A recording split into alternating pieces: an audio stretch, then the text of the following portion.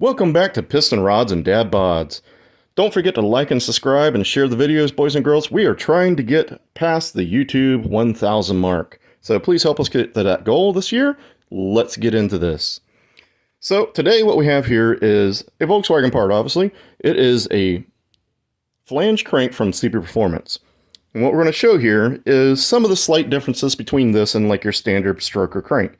This one's an 86 stroke Chevy rod journal. Has Type 4 mains through the center. Okay, so we're going to talk about that stuff, why they do that. So first off, the big deal is it's got a flange back here instead of the area for the dowel pins. It has 6 bolts and 6 dowels. All right, as a retaining method for the flywheel. So this flywheel will bolt on just like any other modern car. So like your Chevrolets, your Fords, your Hondas, your Toyotas, all those cars use a bolt-on flywheel. All right, and there's several advantages to that. One advantage is, the main advantage to this setup is retention of the flywheel. We don't have to worry about the flywheel coming loose unless you leave all the bolts loose.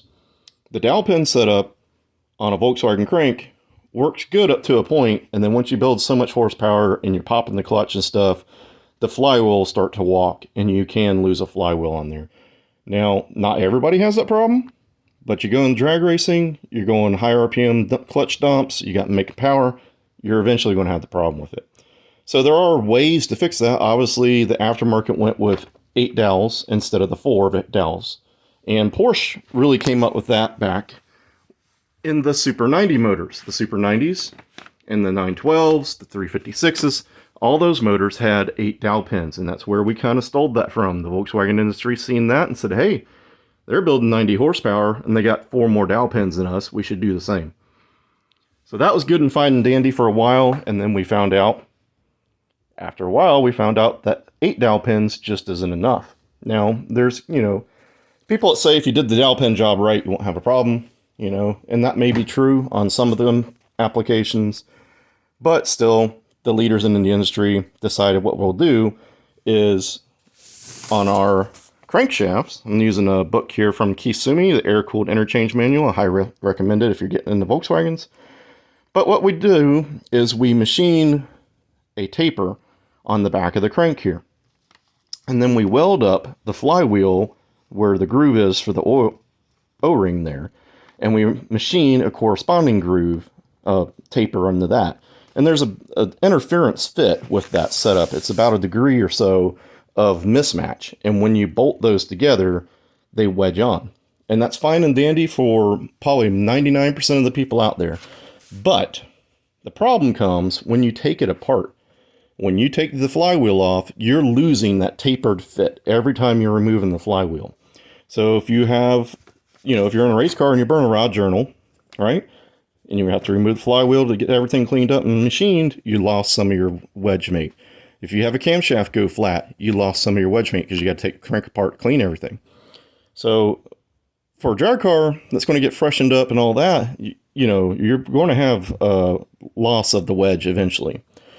So the next problem would be is if your clutch surface is eroded. So in other words, you burn the clutch on the thing, you can get the flywheel machined, but there is to a point where it's not machinable anymore.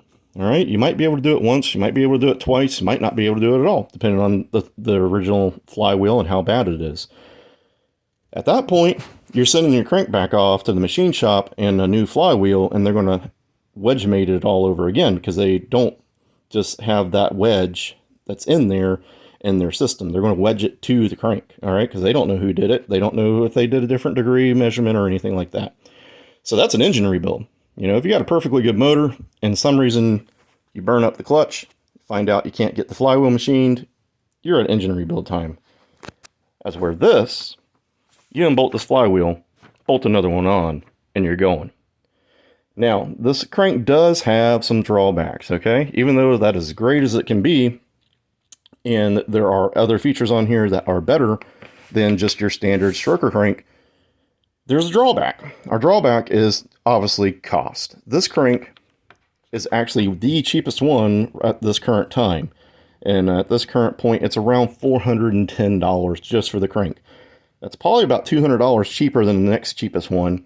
And that's probably about $1,000 cheaper than one of the bigger name brands like Scat. All right. So the problem here is, since we have this flange here, our bearings have to be split in the back. No longer can you just have one of those big solid bearings. The second deal is we've gone to a bigger journal. Instead of 55 millimeter for the main bearings here, they're 60 millimeter. All right, that is Type 4 size. So now we have to run a different bearing, and those bearings cost more. Secondly, setting up in play in this is a little different, and there are different ways to do it. Some people do a center thrust, which is supposedly the best. CB's doing a thrust back here, just like cam bearings. The bearings look like dual thrust cam bearing shells. So, you know, you mill the bearing to fit to get your thrust. All right. But being that these are split bearings, your case has to have tang slots machined into it. Also, your case has to be machined for this much larger seal back here. All right. This whole thing is about the size of your stock Volkswagen seal, and you have to machine the case bigger for the bigger aftermarket seal. All right. So all that adds up to money. Obviously, you have a flywheel that's separate you have to buy, which you do for Volkswagen. You have to buy the bolts on this one. They sell the bolts separate, which is kind of silly, I thought. Since this does take Type 4 mains, they make an adapter bearing for the center.